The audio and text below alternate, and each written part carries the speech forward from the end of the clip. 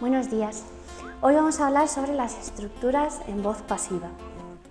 La voz pasiva, a priori en inglés, se utiliza de forma muy similar al español.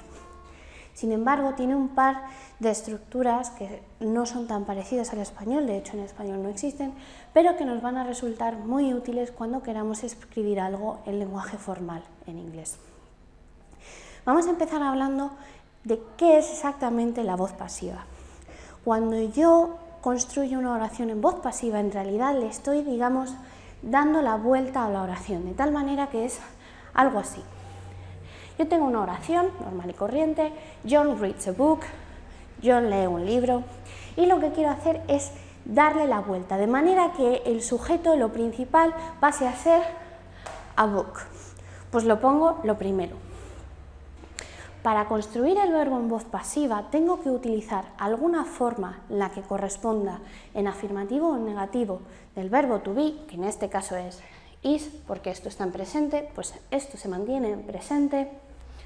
Y luego voy a añadir el past participle, el participio o la tercera columna del verbo en cuestión. A book is read. Ahora bien, ¿qué sucede con el John, que estaba en posición de sujeto al principio? Pues se transforma en el objeto de la oración a partir de la partícula by John. Esta segunda parte no es obligatoria, no siempre tiene que aparecer en las oraciones pasivas, pero si queremos especificar quién es la persona o el objeto que realiza la acción, vamos a ponerlo aquí, ¿vale? De tal manera que lo que yo he hecho ha sido darle la vuelta, cruzar el objeto y el sujeto. Ahora bien, la estructura quedaría más o menos así. Siempre que yo vaya a construir una oración en voz pasiva, voy a poner primero el sujeto. A este sujeto se le llama paciente, como veis aquí. Se le llama paciente porque no realiza ninguna acción, sino que la recibe. El libro no lee nada, el libro es leído, ¿vale? Una vez que hayamos puesto el sujeto, pondremos, si corresponde, que no siempre tiene por qué, un modal, ¿vale? Luego vamos a poner el verbo to be en el tiempo que nos corresponda, el tiempo que sea el adecuado en función de lo que queramos decir, tanto en negativo como en afirmativo. Y luego vamos a poner nuestro past participle. En caso de que queramos especificar quién está haciendo esta acción, vamos a poner nuestro complemento que empieza por by. Así quedaría la estructura. Aquí os he puesto un par de ejemplos para que lo veáis más claro. En el primer ejemplo veis una oración en la que sí aparece un modal. This room must be clean today. Esta habitación tiene que ser limpiada hoy.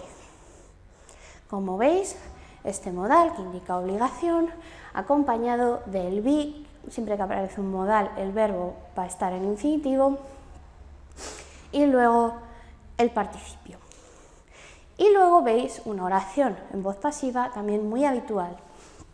The car was stolen by the thief. El coche fue robado. Como veis, el verbo to be aquí aparece en pasado porque la acción ya ha terminado. By the thief, por el ladrón. Aquí tenéis la partícula del by. Esto sería, una transformación a voz pasiva tradicional, habitual. Ahora bien, vamos a ver qué pasa cuando, por ejemplo, tenemos una oración pasiva con dos objetos. Como veis, cuando aparecen dos objetos, que en castellano se llaman complemento directo y complemento indirecto, en inglés habitualmente es un objeto y una persona. Como hay dos complementos, se puede hacer dos oraciones pasivas distintas. La primera, en la que cogeríamos el objeto y lo pondríamos como sujeto paciente, es la estructura más parecida al español.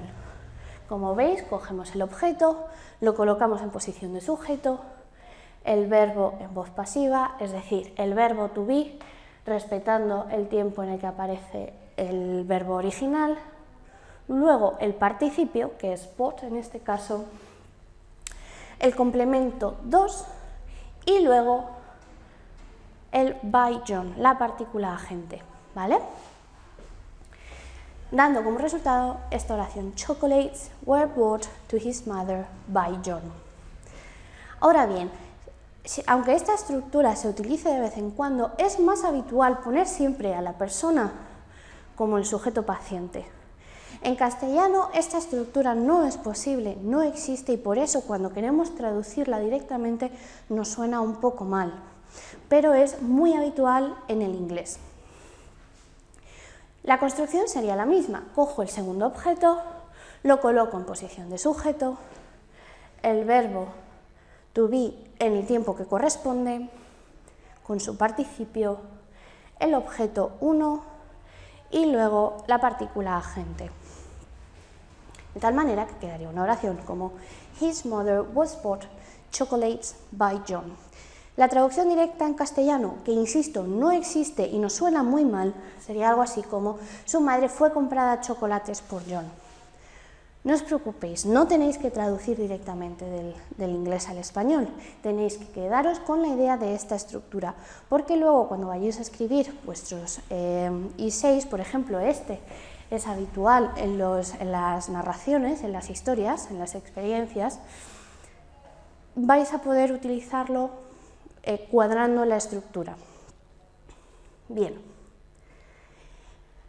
Otro tipo de oración pasiva que es muy habitual con el lenguaje formal cuando estáis haciendo un opinion essay o un for and against essay es la pasiva impersonal.